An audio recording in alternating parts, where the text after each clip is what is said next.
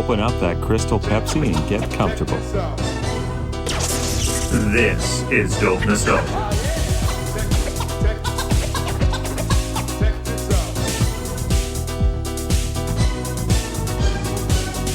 137 episodes, and this is Dope Nostalgia, and I'm your host, Naomi. Now, we have a special guest today who was a member of the Mixtape Tour, touring with Illtown Sluggers in the Slugger Lounge, opening up the shows every single night on the Mixtape Tour. Ryan Lane joins us today. Now, he is a member of Illtown Sluggers. He does a lot of the vocals on their tracks, as well as 2/3 of Naughty by Nature, which is KG, and Uncle Vinny, Vinrock. They even had Griffin McIntyre upcoming and playing for certain shows as well. So they had an amazing time. And Ryan's going to tell us a lot about the tour today, as well as what else he's got cooking. So it's such a pleasure to have Ryan here with us today. I'm going to tell you a little bit about Ryan Lane in this Wikipedia moment. Wikipedia moment. What I'm going to share with you today is InspireMag.com's article on Ryan Lane's journey to becoming a solo artist.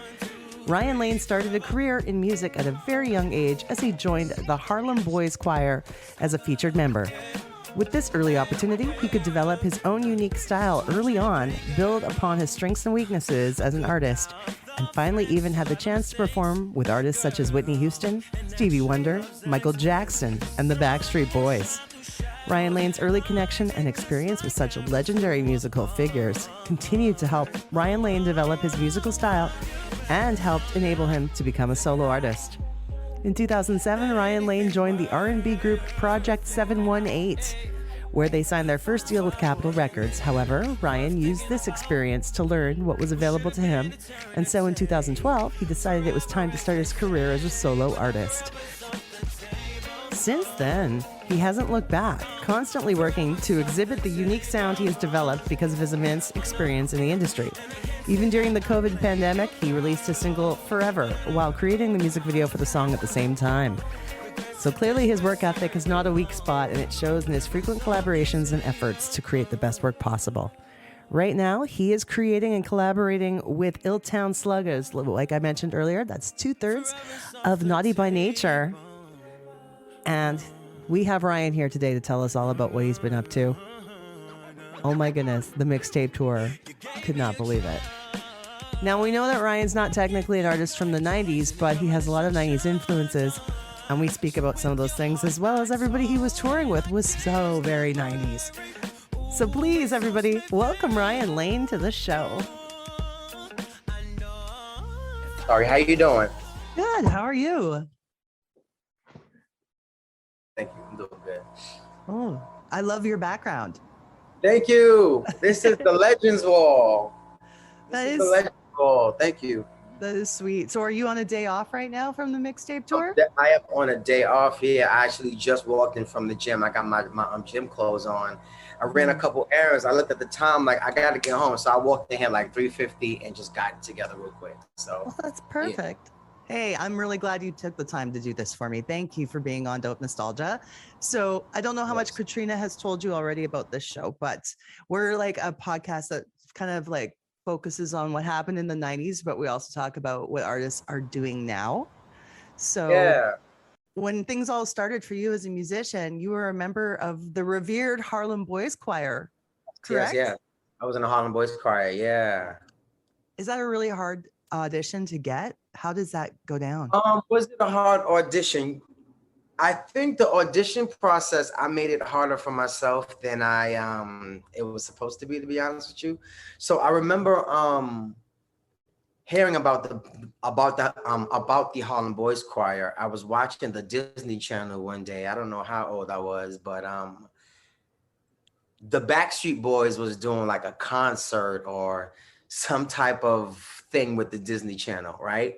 And they had the song Perfect Fan that they performed, right? So I remember having the album of the Backstreet Boys. I remember I liked that song because I mean, it was about our moms being our biggest fan or what have you, you know, grooming us as musicians and artists and people and all that fun stuff. So as I'm watching the show, the Backstreet Boys is doing their thing and the Harlem Boys Choir walks on the stage. So at this time, I wasn't even old enough to get in the Harlem Boys Choir. So I used to go to the public library as much as I can. And this was a time that I remember training myself how to fill out an application. Go to the library, and I'm also on Instagram Live right now. So as I'm talking to you, like these people are hearing this story for the first time as well, which is interesting. Very cool. I filled out this application over and over and over and over and over again until I was old enough to actually audition and go to the school. So I made it a longer process, but I did have to audition, and you did have to have at least like an 85 grade average in order to enter the school. I have both, and I rocked the audition, and then I got in. So it changed everything for me at that point. What a thrill. Absolutely. And I I understand they want to keep everyone's grades up, so that totally makes sense. Fantastic. Something you can be very proud of. Yes, thank you so much. It really changed my life, to be honest with you. How did you get those opportunities later to perform with people like Whitney and Stevie Wonder, Michael Jackson, and the Backstreet Boys? What went down? Absolutely. So the Harlem Boys Choir is a well-known choir. It's been around since like the 80s. And over the years, we've always had opportunities to like do background for, the national anthem, or, if there's a concert going on. For example, this is the other thing I forgot about. So the Harlem Boys Choir was on the Kanye West album back in the day. And we did Jesus Walks. Totally forgot I was even involved in that. It was after I saw his documentary on Netflix. I was like, oh shit, like I remember doing that. Like we was so it was things like that where we would receive a phone call about an opportunity, and maybe a banquet, a fundraiser, a dinner, or what have you, and someone that may be requesting a choir, and the choir was available. The Harlem Boys Choir has always been available to have those opportunities. So it was crazy. Like I was performing with these people at a super young age where I was just like, wow, like I'm glad I came here. I always wanted this, you know what I mean? So it was just amazing. I can't imagine getting all of you guys getting that call and being told you're going to perform with this person, and everybody's probably like freaking out. It's so funny because I would say probably when we first got in, I probably act like that right now. Like if I meet a famous person, my internal is going crazy. But on the outside, I'm like, okay, cool. We're about to perform with Stevie Wonder at the Apollo. Fine. But I just feel like after a while, we just got used to it and we just did it. Yeah. No, that's true. So now that Illtown Sluggers is together on the road, doing this amazing pre-show concert and the show, like, oh my goodness, I saw you guys 3 times in California. Have you? Yeah. How did you like it? I was so amazed. It was so much fun, and your voice is impeccable. We went, I'm in Canada, so I flew down to California to watch the shows, and I'm really glad I did. So getting together. Wow. Thank you. Getting together with Illtown Sluggers. How did that all come about? So how did I get together with the Illtown Sluggers? So it was actually by just chance. For example, I'm going to go way back a little bit. So my team, who I've been working with for at least over 10 years right now, 80 and the Tramp, they're really close friends and partners pretty much with KG, Vinny, and the whole team. So these people have hits from years ago and just always been music friends and creating in that whole vibe. So met Lady and the Tramp when I was in the group back in the day. And over the years, we've just been creating beautiful music, right? And I remember one day in particular, I think Naughty by Nature was doing some kind of show and just they needed extra backgrounds, right? But the extra backgrounds was only the hey ho. So like we just did that, and not in my mind for a minute did I think years later I would be on tour with these guys. You know what I'm saying? So I was brought on. I did a few backgrounds, years past of working, and then I was actually brought back in to work with a few other artists who were also on Ill-Town Sluggers. And then, I was there as a songwriter, helping with harmonies, vocal production, and all of that fun stuff, and writing as well. And I just feel like I just kept proving myself and my craft and who I was. And I got a phone call during the pandemic, like, are you ready to go? And I was ready to go. And here I am. So yeah. Yeah, you're a very well-rounded musician and songwriter. A lot of people might not know about all the songwriting you've done, but what was one of your favorite songs that you wrote for another artist? One of my favorite songs I wrote for another artist, I would say there's a song called All Night that myself and my team, Lady and the Tramp, we wrote for Tori Norton from Power. We actually wrote her a song called All Night. It hasn't been released yet, but it will be very soon. And it's an amazing song. Like, it has a great vibe, the words, the lyrics. My team was able to push me and help me to like think out the box and just be more creative. So I think during that time is when like I was really understanding my craft as well. So I would say All Night will probably be my favorite one so far. Oh, good. I like a lot of the new stuff I've been hearing from you. I watched the videos for Fiesta and for Forever Yesterday as well. Fiesta is such a summer jam. Thank you. Such a good song.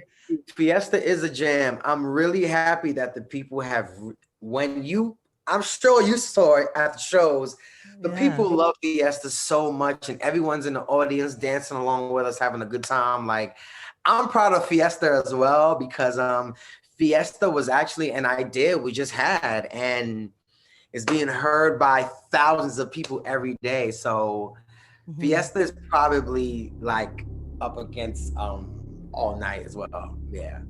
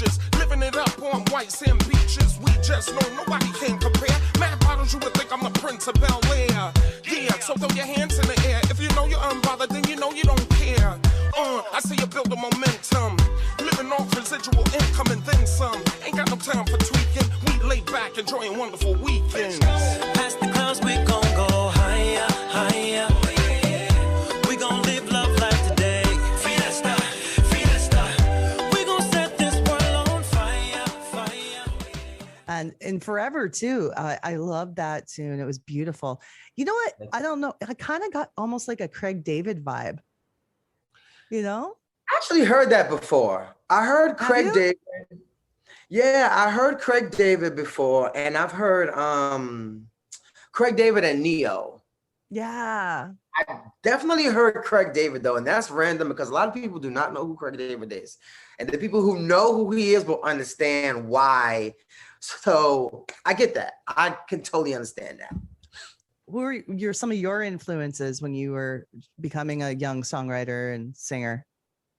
Honestly, I'm influenced by everybody. I listen to all kinds of music, but there's definitely a few people who stick out in my head as far as a songwriter. I've always been a huge fan of Babyface. huge fan of Babyface until this day. I am definitely going to work with Babyface one day. Like that Yes, is you going to happen. are. I'm gonna work with like he's like my uncle in my head, or like a musical daddy. Honestly, I ain't gonna hold you. Definitely Babyface. There's another songwriter. His name is James Fauntleroy. I think that he's a great storyteller. I like the way that he just like forms his songs. It's just super creative and out the box. Chris Brown, I love his writing style as well. I'm honestly influenced by everybody, but for sure, those three are the people who sticks out in my mind right now. Okay, well, now that you're still on tour with Illtown Sluggers, a lot of people are always asking me about the bear. What's the bear's name? The bear's name is Slugger. It's Slugger. And then it's Slugger. And I got to meet Slugger too, and I was so excited, but I was like, oh, I wonder if it's always the same person. But Slugger is Slugger. Slugger is Slugger. Is it always the same person? That's the first I've heard that. So let's just throw that in the mix. Yeah, it might be a different person every time. You never know with Slugger. So yeah. It's all in the mystery, but Slugger is Slugger. Yes, Slugger is Slugger. Everyone has been asked, who's that under there? I'm like, it's Slugger. That's his name. What are some of the highlights so far of this tour? Because this tour is going to wrap up in about a week, approximately. I can't believe it's already that far gone. You remind me that it's about to be over. Oh, man. You just got me in my feelings. And the people on here, it's all saying the same thing right now. I do not want it to be over. What are some of the highlights? Oh, you really just got me a little sad. No, think of all the good times you've had. I want to recap some of the great memories you've had on this tour definitely. too. Honestly, some of the highlights I would say is this is a major one for me. So being in New York and being the person I've always been, right? The people who are around me the most and who love me and who know me, they always tell me like, you have great energy and you're a great person and, you know, you're very likable and approachable and all of that fun stuff. To go on the road and meet these complete strangers who feel the same way about me, who don't really know me in that way, but everybody speaks on this tour to me. Like everyone's like, hey, Ryan. And I'm like, how do these people even know my name? Salt and Pepper and Vogue. Cindy, I got her on my wall. I got to snap a picture of this. She knocked on the door and asked for me personally yesterday. And then I'm talking to Salt. I slept on her bus the other day. I'm just like, people from New Kids, like Donnie stopped me in the hallway and he's like, man, you out there killing it. Like, I'm just getting these confirmation flowers from these people who I watch every night, night after night, night after night. And just everybody has been amazing. Everyone's team, the staff, the crew, the people from catering, like I'm just really meeting some really awesome people. So that's the highlight for me. Even a bunch of blockheads, like I'm just meeting so many sweet, genuine, kind-hearted people. And that's definitely like the highlight for me. I'm just like super blessed to just be a part of this experience. Like everybody's so nice to me and I'm like, this is crazy. Like I love this for myself.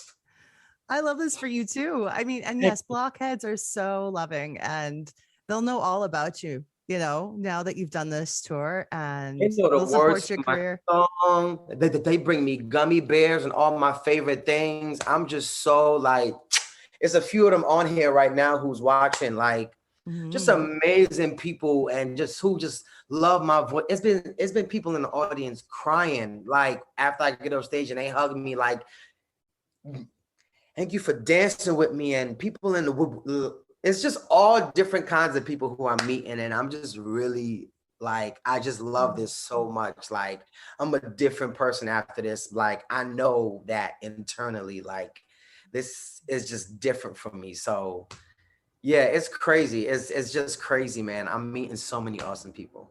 I'm glad you're getting to play these arenas. I'm glad that people are hearing your voice, who haven't yet. So this is fantastic. Thank you so much. Thank you. Like for a while, I just prayed for impact. Impact has been like a major word for me. And I don't even mean like 1 million followers or what have you. It's like what people get from me and my heart. I want to impact people in that type of way. So I love that people are having this impact on my heart, my personality, my music, my style. Who I am is like, people are understanding it, and I love that, so I'm just grateful. I'm super grateful. I cried like a baby yesterday. I'm just so happy. Like, yeah. It's emotional, and it's a good thing too. After these messages, we'll be right back.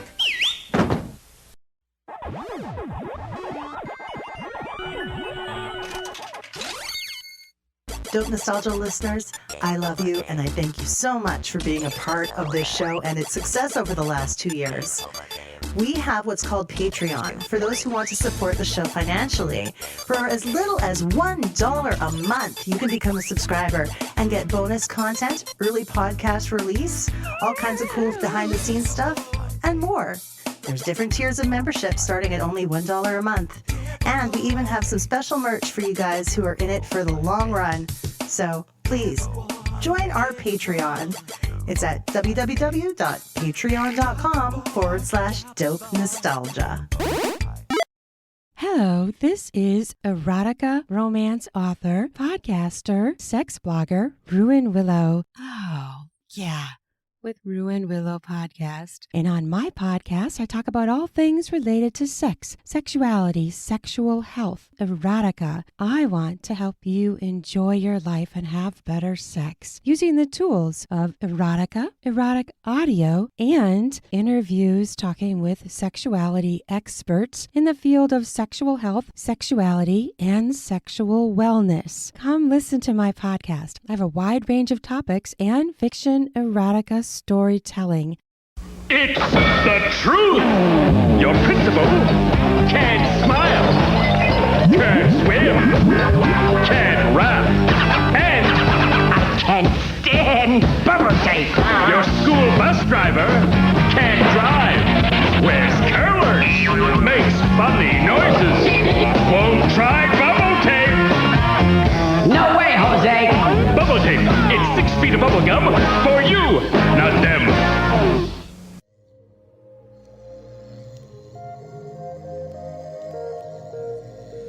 Too much on my plate, girl. A good guy off the fence. A lot of mistakes, girl. And action love's expense. The sun won't shine through shadows, and lines act just like arrows through a heart. If I would've just figured it out, that anything worth figuring out is worth figuring out. If I would've been thinking about who's worth thinking about, we should've been eternity, forever as they say, but not forever's off the table. Forever's off the table. And I can't say that I blame you, girl. I had to find out on my own. Regrets a dish best served alone. Forever's on the table. You've been inviting Griffin McIntyre on some of the shows to come up and join you guys on stage. How's that going? He's quite the talent, eh? He is such an amazing kid, and it's crazy to watch him because he's only 14 years old, right? Mm-hmm. But I don't want to sound cliche and be like, I see him in me and that whole bit. But like, I know how it felt not to have support from people at that age. Mm-hmm. So I just make sure like I take him under my wing and we just talk. Like the things he liked, the things he don't like. He's getting better as a performer. He plays an instrument. He could dance his butt off. He has great style. He's a handsome kid. He has a great voice. Like he's just been a nice, fresh a nice breath of fresh air being around the crew. It's been amazing. Like he and I have been working on music together. I've been coming up with a bunch of great ideas for him. So we're about to be like big brother, baby brother, best friends in a way. Like I love that kid. Yeah, he's amazing. He's got a bright future too. Yeah. He has a super bright future, man. He's so swagged out, and like I know he's only 14, but he knows who he is and what he wants. So it's just amazing. Like I'm just happy to have him a part and hanging out with us. His dad is super cool too. Everybody is just like amazing on there. That makes me happy. I was going to tell you, have you been seeing those kitty cat ears all around the arena? I have been seeing, it's like a glow in the dark ears, and they have I've been seeing those. Yeah. That's a group of us. It's a group of us blockhead friends that know each other from all around North America. So I have mine here. I have been seeing those. Yes, and they light up. So we've been playing them everywhere. Guys, these are the ears that she's talking about, y'all. Yeah, kitty meow meow crew right here. So yeah, it's a group of friends, and we all been wearing them to the shows. I love that. I love that. When you see those meow meow girls out for the next few shows, give them a shout out.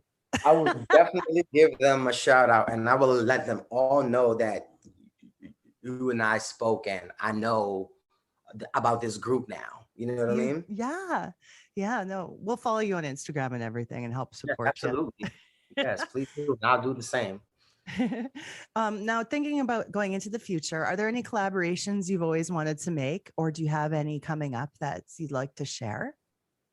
Ooh, definitely Griffin McIntyre, of course. I do see myself in the future just working with everyone. Like, I do not want to put a cap on my creativity at all. I would love to work with the Funky Divas and Vogue. We actually spoke about that the other day at catering. So that would be super cool to write songs for them. Rick Astley, of course. Look, everybody on the tour, I would love to obviously work with.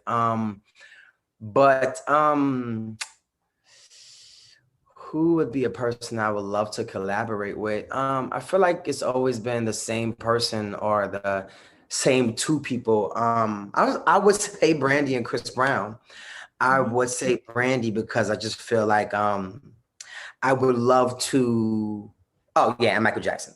I would love for Brandy to see like her impact, you know, and how much I've learned and how to use my voice in different ways and different textures and colors and harmonies and all that fun stuff. And then as far as like Chris Brown, I love how free and open he is when he's creating. You know, he can do pop, rock, R&B, Afro pop, trap, drill. You know, he's just open to everything, and I love that with Chris Brown. Michael Jackson is just a genius all around, so I wouldn't even want to say anything. I would just want to be in the corner and just watch him do his thing, him right there. His process and be in the presence of it.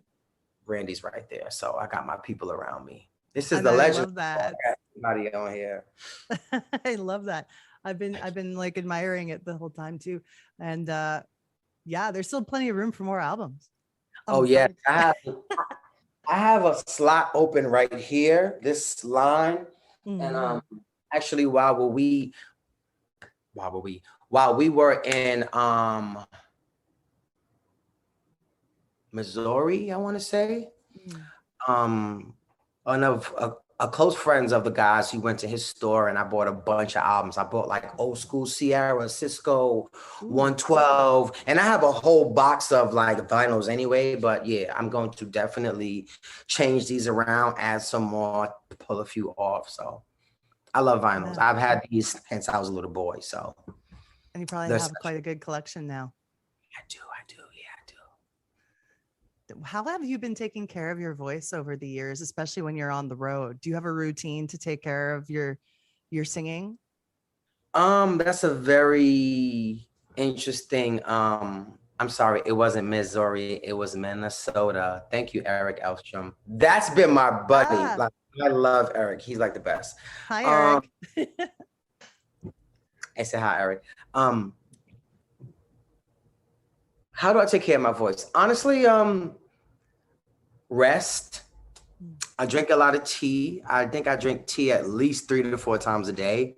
And I don't like to yell at all. Like that's just not my like thing. Like screaming just exhausts the vocal cords. So I'm normally in this chill state.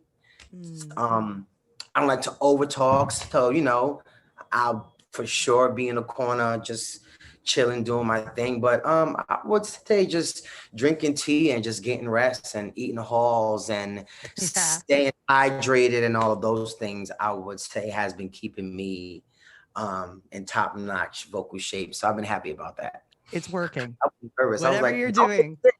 do not get sick on this tour. So it's been great. Oh, that's probably been a real challenge. I'm so glad that everyone's been able to get through all of the dates relatively unscathed. Hey, it really has been a challenge, and I was thinking about that the other day. Like even the new kids and everyone, like everyone's definitely taking care of themselves. And even though we are around thousands of people, as much as we can, we keep our mask on, and definitely taking our vitamins, eating right, and doing all of those things play a major part. So I am happy that it's been going good. I'm knocking on wood. The rest Knock of it, on wood. it's gonna be great. I ain't got time. Now, when we think about the 90s a little bit here with me, what do you think the youth of today can learn from listening to some good 90s R&B or some New Jack Swing? What do you think that could teach them? What can the like the new generation? I like that question. I think a lot of the new generation will learn from the 90s how to be original. I feel like and here's the thing. For the most part, there was a blueprint during the 90s, I would say. I mean, we see that now looking back, but I feel like in that time, everybody was just doing what they felt, creating different sounds. Like even right now, Beyonce brought back this, well, Beyonce didn't bring it back, excuse me. It's been around for a while, but it's a re-emergence and in a more bigger way, this electric pop sound. It's been around since the 90s, you know what I mean? So I just feel like people will definitely learn how to be original. I look back at everybody who I see in all the groups like TLC, Jodeci, people on their own like Mary J. Blige and Method Man, and just all of these people had this originality about them. Everyone now looks the same, they sound the same, they talk the same, they party the same. There's no like, and this is just all my opinion, y'all, so don't cancel me, okay? Don't cancel. Hey, I agree 100%.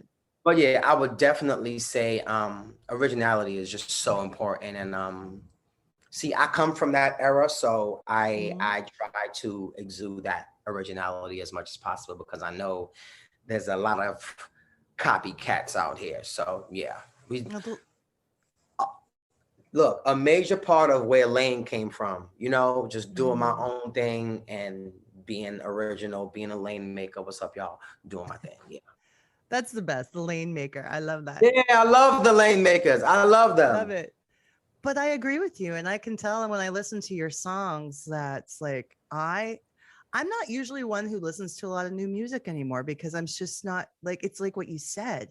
A lot of it's just the same old thing. But when I listen to your songs, I felt so different about them, like in a good, positive way. I was like, I want to listen to these. I'm going to put these in my playlist and keep them listening to them because they're great. Thank you. Like, that is definitely one thing about music in general, or with my own music. I want you to feel something. Even when I'm in the studio and creating, like I have to feel, it don't have to always be goosebumps, but I have to feel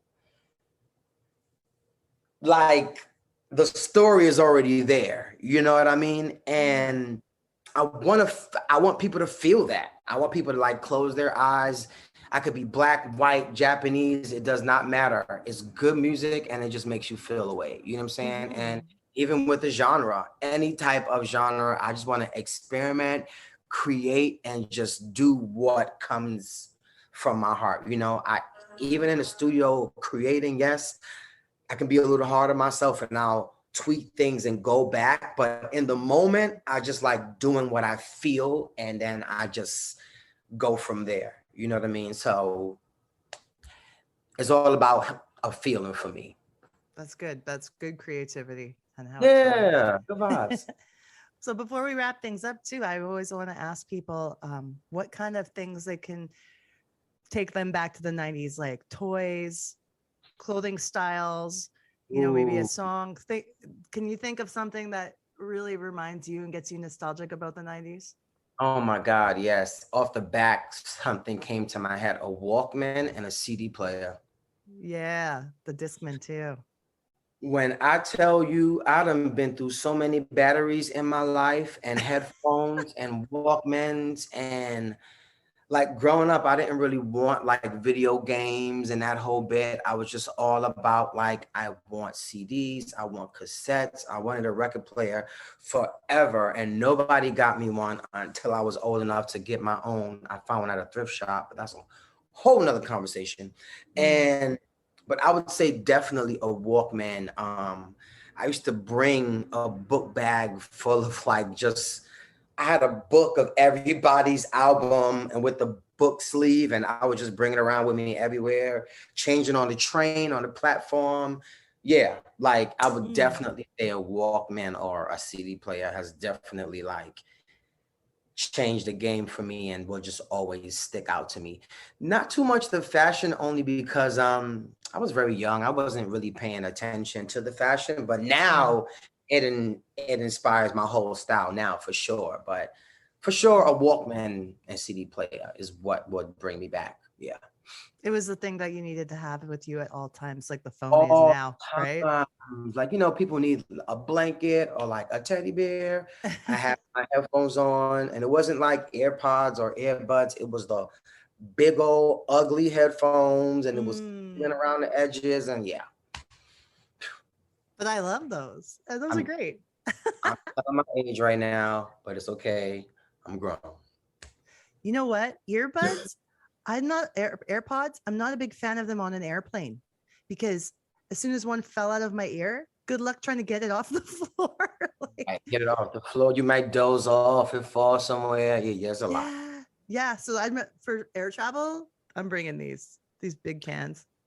I got my headphones right here close by. I know exactly what you mean. And it was nice going to see you guys at the Slugger Lounge because I got a chance to thank Uncle Vin for being on this show about a year and a half ago.